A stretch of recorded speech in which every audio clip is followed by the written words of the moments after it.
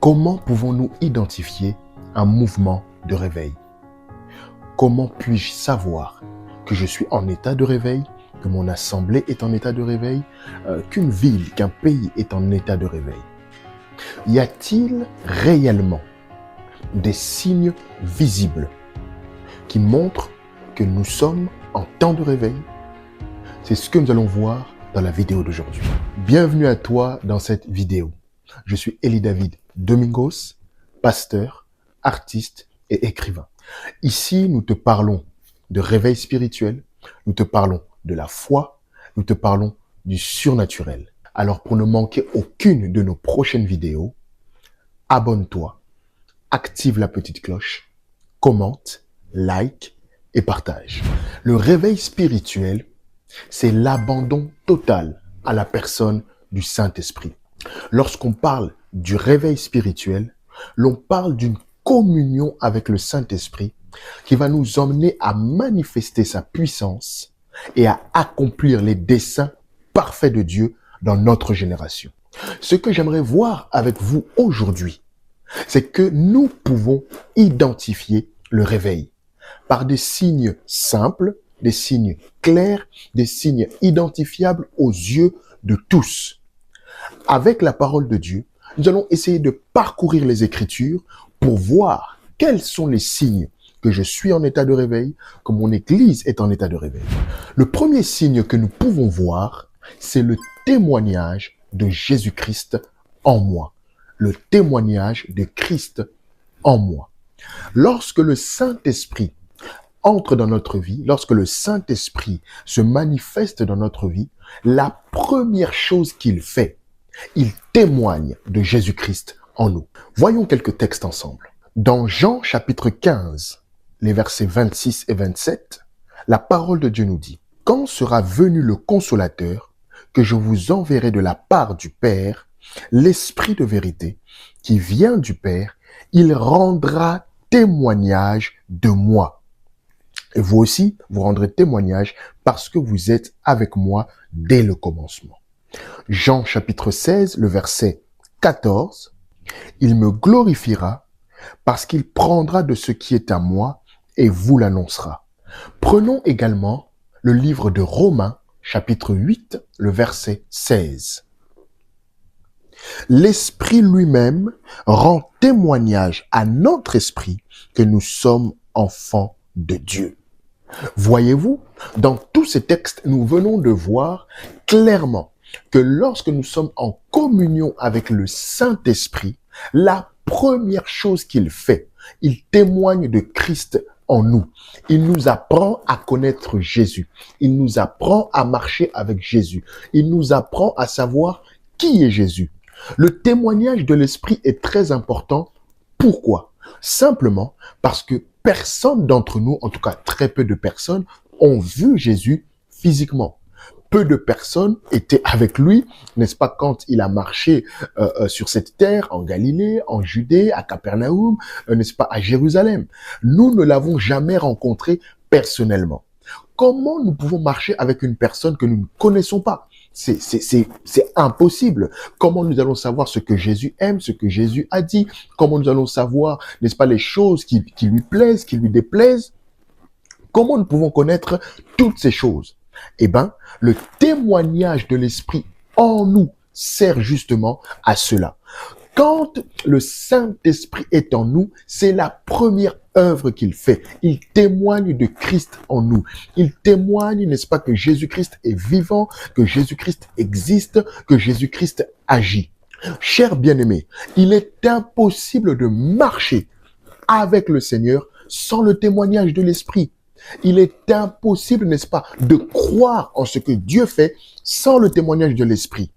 Beaucoup de personnes essayent de convaincre, essayent de forcer les gens à croire en Jésus-Christ ou à marcher avec Jésus-Christ. Écoutez, c'est tout simplement impossible. Pourquoi? Parce que on marche avec une personne qu'on connaît. Pour connaître une personne, il faut passer du temps avec lui. Mais justement, nous, ce Jésus-là, nous n'avons jamais passé du temps avec lui puisqu'il est au ciel. Il vit au ciel aujourd'hui. Il est rentré auprès du Père. Il intercède pour nous aujourd'hui. Mais par le Saint-Esprit, il habite en nous. Oh, alléluia, gloire à Dieu. Par le Saint-Esprit, Jésus-Christ habite en moi. Oh, est-ce que tu peux l'écrire en commentaire? Par le Saint-Esprit, Jésus-Christ habite en moi. Alors, lorsque le Saint-Esprit habite en moi, Jésus-Christ habite en moi, il témoigne, il rend témoignage, il rend, n'est-ce pas, la vie de Jésus-Christ vraie en moi. Écoutez bien aimé, le Saint-Esprit ne vient pas parler de lui-même. Le Saint-Esprit ne vient pas raconter sa vie à lui, non. Le Saint-Esprit nous parle de Jésus. Le Saint-Esprit nous donne des convictions sur Jésus. Le Saint-Esprit nous donne des certitudes sur la personne de Jésus-Christ. Il est vrai que l'histoire atteste ou pas que Jésus-Christ a existé. Il est vrai qu'un frère, une sœur peut te dire que j'ai eu un songe, j'ai eu une expérience, etc. Je l'ai rencontré d'une manière ou d'une autre. Mais pour que cette vérité-là soit en toi, il faut le Saint-Esprit. Donc, c'est la première chose. Quand nous sommes en état de réveil, le premier signe, c'est le témoignage du Saint-Esprit en nous. C'est le témoignage de Jésus-Christ en nous. Le deuxième signe que nous pouvons avoir quand nous sommes dans un état de réveil, c'est que nous allons devenir des témoins. Oh, gloire à Dieu, hallelujah. Nous allons devenir des témoins. Tout à l'heure, c'était le Saint-Esprit qui témoignait en nous. Une fois que le Saint-Esprit a témoigné en moi, il va me pousser maintenant à témoigner de Jésus-Christ auprès des autres. Voyons quelques textes. Actes chapitre 1, le verset 8.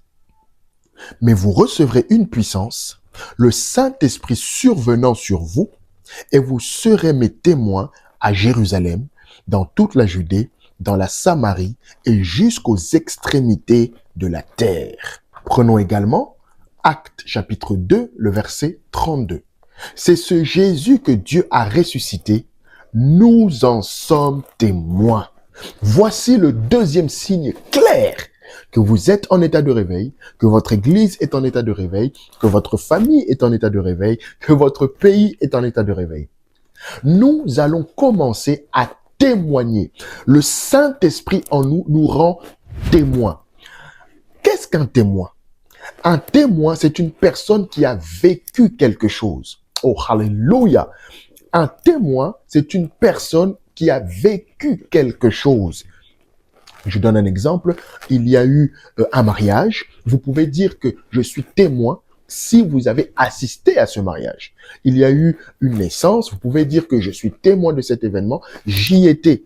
Il y a eu un accident. Vous pouvez dire que je suis témoin parce que j'étais soit participant de l'accident, soit j'ai vu effectivement l'accident. Comment nous pouvons être témoins de Jésus-Christ puisque nous ne l'avons jamais vu? Alléluia. Comment nous pouvons témoigner de cette personne avec qui nous n'avons jamais vécu? Voilà pourquoi, quand le Saint-Esprit vient, il crée, n'est-ce pas, ces convictions en nous. Et après avoir créé ces convictions, il nous pousse maintenant à aller parler de ce que nous avons vécu. Oh, alléluia, gloire à Dieu. Le Saint-Esprit en vous vous rend témoin. C'est l'un des signes majeurs. Quand dans votre vie, vous ne savez pas témoigner de Jésus-Christ, vous n'arrivez pas à témoigner de Jésus-Christ d'une manière ou d'une autre. Ça peut être dans le métro, ça peut être sur les réseaux sociaux, ça peut être dans votre famille. Quand vous sentez que vous n'arrivez pas à témoigner de Jésus-Christ, que vous n'êtes pas témoin de Jésus-Christ, il est fort probable que vous soyez en état de sommeil spirituel. Lorsque le Saint-Esprit crée ce réveil en nous, ça va être comme une excitation, un enthousiasme, limite un fardeau de parler de Jésus-Christ. Pourquoi? Parce que le Saint-Esprit en vous va vous pousser, n'est-ce pas, à parler, à témoigner. Oh, alléluia. Vous allez être des témoins de Jésus-Christ, des témoins de son œuvre dans votre vie, des témoins, n'est-ce pas, de sa parole, des témoins de ses miracles. Le Saint-Esprit en vous, lorsque vous êtes en état de réveil, ne vous laissera pas tranquille. Il va vous pousser à être témoin de Jésus-Christ. Ce qui est très fort également dans le fait que nous soyons témoins, c'est que nous allons être collaborateurs avec le Saint-Esprit. Oh, alléluia! collaborateurs avec le Saint-Esprit. Ça veut dire quoi? Lorsque nous parlons de Jésus-Christ aux gens, lorsque nous sommes témoins, il y a quelque chose que nous devons savoir. Nous parlons, mais c'est le Saint-Esprit qui fait l'œuvre. Oh, hallelujah. Moi, je parle, mais c'est le Saint-Esprit qui convainc les cœurs. Voilà pourquoi il faut que ce soit une œuvre du Saint-Esprit. Je ne suis pas en train de parler de toutes les actions évangéliques que nous faisons. Nous sortons dans la rue avec nos églises, nous faisons des campagnes d'évangélisation, ce qui est très, très, très bien. Mais il faut le faire poussé par l'Esprit. Il faut le faire, non pas que ce soit juste un programme parmi tant d'autres. Non, il faut vraiment que ce soit une activité qui est plongée dans le Saint-Esprit. Parce que celui qui convainc les cœurs, c'est le Saint-Esprit. Bien-aimé, écoutez-moi. Aucun homme ne peut en convaincre un autre. Aucun homme ne peut pousser un homme, une femme, un jeune, une famille, n'est-ce pas, vers Jésus-Christ. D'ailleurs, la parole de Dieu est claire. Nous venons à lui, nous venons à Christ parce que c'est lui qui nous attire. Est-ce que vous comprenez très bien? Donc, quand le Saint-Esprit est en nous, quand nous sommes en état de réveil, c'est le Saint-Esprit qui va nous donner les mots. C'est le Saint-Esprit qui va nous donner les méthodes. C'est le Saint-Esprit qui va nous rendre témoins. Le troisième signe que nous pouvons voir sur une personne qui est en état de réveil, c'est le fardeau des âmes. Oh, alléluia. La passion pour les âmes. Lorsque nous sommes en état de réveil, nous allons remarquer que nous ne pensons plus trop à nous. Ce n'est pas que nous nous négligeons, que nous nous abandonnons, que nous voulons devenir bizarres, pas du tout. Mais le Saint-Esprit va mettre l'emphase, le Saint-Esprit va appuyer, le Saint-Esprit va nous mettre un fardeau, une passion pour les âmes perdues. Actes chapitre 2, le verset 40. Et par plusieurs autres paroles, il les conjurait et les exhortait, disant: sauvez-vous de cette génération perverse. Matthieu chapitre 28, les versets 19 et 20. Allez, faites de toutes les nations des disciples, les baptisant au nom du Père, du Fils et du Saint-Esprit, et enseignez-leur à observer tout ce que je vous ai prescrit. Et voici, je suis avec vous tous les jours jusqu'à la fin du monde. Voilà un signe magnifique. Un signe percutant. Lorsque le Saint-Esprit est en nous et qu'il nous pousse, n'est-ce pas, dans cet état de réveil, le fardeau des âmes va devenir primordial. Primordial. Vous allez voir que tout ce que nous allons faire sera accentué, sera dirigé, sera conduit vers le gain des âmes. Pourquoi? Parce que le Saint-Esprit en nous va nous pousser à accomplir la volonté de Dieu. Le Saint-Esprit en nous va nous pousser à accomplir la grande commission. Le Saint-Esprit en nous va nous pousser, n'est-ce pas, à accomplir le désir de Jésus-Christ. Et l'apôtre Paul nous le dit dans la parole de Dieu. Le désir de Dieu, c'est que tout homme soit sauvé. Vous ne pouvez pas dire que vous êtes en état de réveil si vous n'avez pas le fardeau des âmes, ce poids spirituel en vous, cette passion pour les âmes perdues. Bien sûr, vous allez aimer les frères, aimer les sœurs, vivre en communauté, et ce qui est très bien, mais vous allez sentir que vous êtes souvent attiré vers dehors, vous êtes souvent poussé vers le dehors. Ici, j'aimerais dire quelque chose. Être un gagneur d'âmes, avoir le fardeau des âmes n'est pas réservé qu'aux évangélistes, n'est pas réservé qu'aux pasteurs. Et vous allez voir que parfois nous faisons cet amalgame-là, un frère, une sœur qui a ce zèle-là de gagner les âmes, directement on va dire « Ah, c'est un évangéliste ». Ou lorsqu'on veut parler des âmes, parler du gain des âmes, on va créer peut-être un pôle, un département, n'est-ce pas, avec un évangéliste dessus pour ces choses-là. C'est une bonne chose, mais nous ne devons pas réduire le fardeau des âmes à quelques personnes. Être passionné par les âmes perdues, c'est l'état de quelqu'un qui est en réveil. Être passionné par les âmes perdues, c'est l'état, n'est-ce pas, de quelqu'un qui est dans le feu du Saint-Esprit. Voyons la vie de Jésus-Christ lui-même. Chaque jour, il allait vers les âmes. Chaque jour, il allait vers les perdus. La parole de Dieu nous le dit dans Actes chapitre 10, le verset 38. Jésus allait de lieu en lieu, faisant du bien. Jésus allez de lieu en lieu chaque jour. Vous ne pouvez pas être en état de réveil et gagner une âme tous les 7 mois, gagner une âme tous les 2 ans. Vous allez voir parfois que, en tant qu'enfant de Dieu, nous faisons des semaines sans avoir ce fardeau-là. C'est-à-dire, il n'y a rien qui nous dérange. Bien-aimés, oh, je prie que le Saint-Esprit descende en vous aujourd'hui et vous anime, vous donne le fardeau pour les âmes.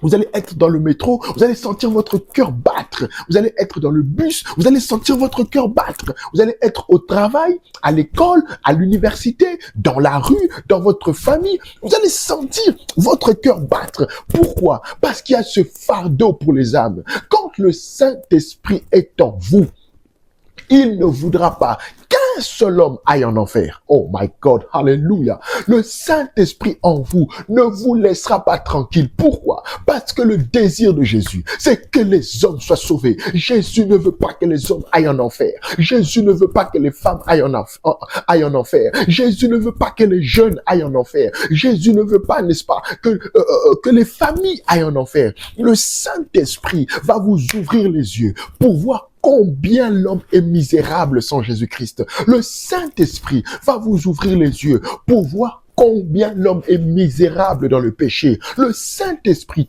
va vous donner comme un goût amer.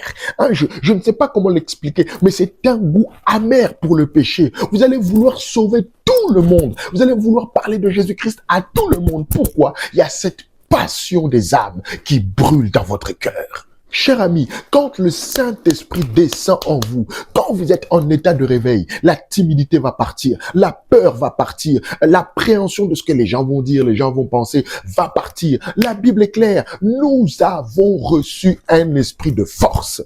Oh, alléluia! Regardez un peu la vie de l'apôtre Pierre, par exemple. Cet homme qui a renié Jésus-Christ, cet homme qui n'arrivait pas à parler de Jésus-Christ, mais dès que le feu de l'esprit, le feu du réveil, oh alléluia, quand le feu du réveil est descendu dans la vie de cet homme, dans la vie de ce papa, Pierre se levait devant, n'est-ce pas, les autorités. Pierre prêchait dans la rue.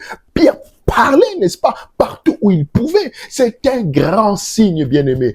Quand tu es en état de réveil, oh, alléluia, gloire à Dieu. Quand tu es en état de réveil, il y aura un fardeau pour les âmes. Même en tant qu'église, une église qui est réveillée sera passionnée par les âmes perdues. Une église qui est réveillée voudra toujours gagner les âmes pour Dieu. Oh, alléluia. Oh, prenons quelques instants. Je sens l'Esprit de Dieu qui est en train de faire le travail dans la vie de plusieurs personnes.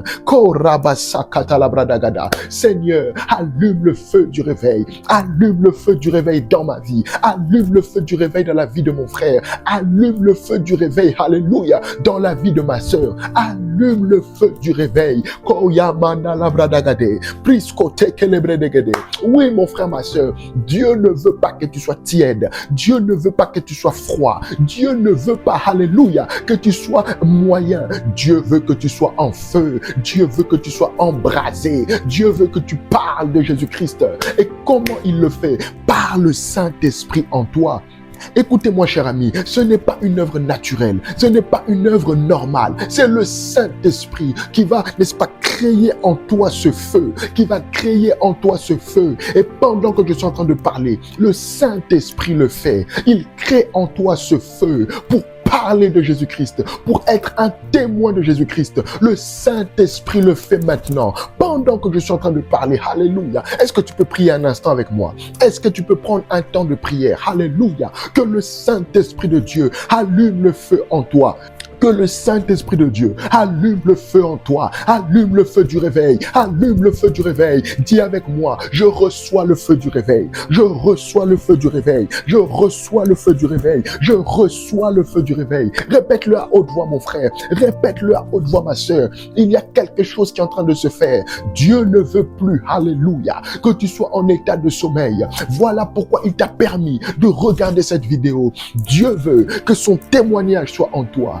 Dieu veut que le témoignage de Christ sorte de ta bouche. Et Dieu crée en toi maintenant. Alléluia. Pendant que je suis en train de te parler, Dieu crée en toi un fardeau pour les âmes. Tu remarqueras que tu seras attiré par les âmes perdues. Tu remarqueras que tu seras passionné par les âmes perdues. Et cela au nom de Jésus-Christ. Accepter Jésus est la décision la plus merveilleuse que vous pouvez prendre dans votre vie.